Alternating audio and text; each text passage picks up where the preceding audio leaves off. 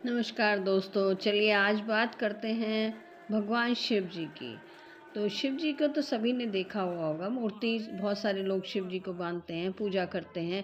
कोई राम जी को पूजा करता है, कोई शिव जी को कोई करता है, विष्णु भगवान को। हमारे 36 करोड़ देवी देवता हैं जिनकी हम पूजा करते हैं। तो हर एक की मान्यता, हर एक की अपनी श्रद्धा और भक्ति अलग अलग होती है। अब भगवान शिव जी की बात अगर हम करें, भगवान शंकर की बात करें, तो जब हम उनकी प्रतिमा देखते हैं, तो उनकी प्रतिमा देखते ही हम कुछ बातें सीखते हैं। बहुत सारी बातें हैं वैसे तो सीखने के लिए, पर मैं यहाँ पर आपसे 4 बातों की बात करने जा रही हूँ कि जो 4 बातें हम सीखते हैं।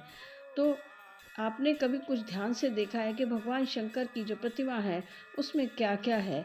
आपने देखा होगा कि उनके गले में सर्प की माला पड़ी हुई है, जटाएँ हैं, शरीर पर भभूत लिपटी हुई है उनके, और जो मृग छाल है उसके ऊपर वो बैठे हुए हैं, और त्रिपुंड लगा हुआ है उनके सिर पर, एक अर्धचंद्र चमक रहा है, और गले में बहुत सारी बड़े-बड़े मुंड मालाएँ पड़ी हुई हैं।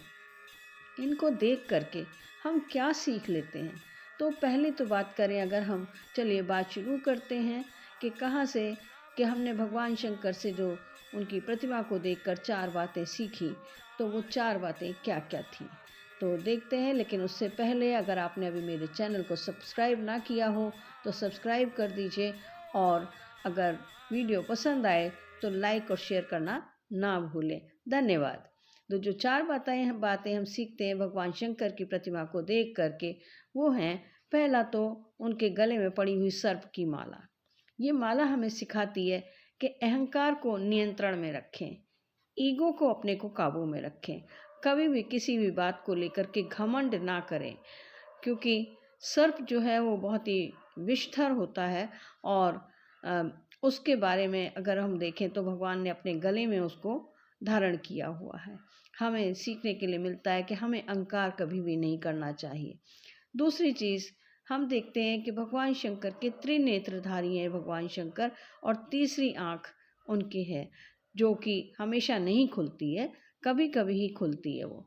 तो ये त्रिनेत्र, जो तीसरा नेत्र है, वो हमें सिखाता है कि इंट्यूशन पर भी हमें ध्यान देना चाहिए, यानी हमें अपने विवेक पर ध्यान देना चाहिए। कोई भी चीज़ बिना विवेक के नहीं करनी चाहिए। कई बार दिखलाई पड़ता है जो हमें सामने से, वो वास्तव में सत्य नहीं होता है, और हम बिना विवेक के अविवेकी बन करके और निर्णय ले लेते हैं। उसकी वजह से हमें आगे चल कर के बहुत ज़्यादा परेशानियों का सामना करना पड़ता है, और हमारे साथ में जो हमारे बहुत सारे दुश्मन बन जाते हैं। हम बहुत सारे लोगों के साथ में, जिनके साथ हमारे अच्छे संबंध थे, वो संबंध भी बिगड़ जाते हैं। तो हमें हमेशा अपने विवेक से काम लेना चाहिए, जल्दबाजी में कोई भी निश्चय नहीं करना चाहिए, निर्णय नहीं करना चाहिए, गलत फैसले नहीं ले लेने चाहिए। और तीसरी बात जो भगवान शिव की हम सीखते हैं उनकी मूर्ति को देखकर, वो है नीलकंठ हैं शिव जी। उन्होंने विष को पी लिया था।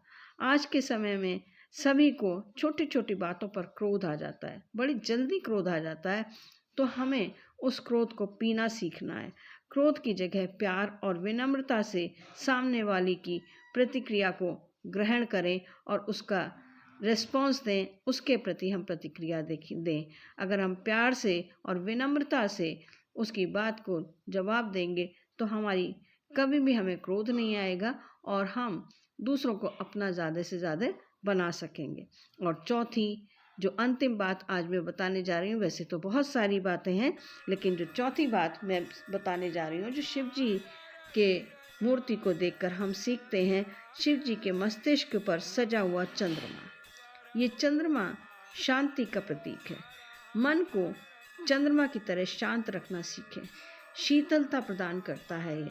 और अगर हम चंद्रमा की तरह शांत रहना सीख लेते हैं, दूसरों को शीतलता और प्यार का आदान प्रदान करते हैं, हम दूसरों के साथ में, दूसरों को साथ में, यानी किसी ने हमारे साथ कोई गलत व्यवहार किया है, कुछ गलत किया है, और हमको सफलता नहीं मिली है, तो भी हमें ठंडे दिमाग से मन को शांत रखते हुए व्यवहार करना चाहिए।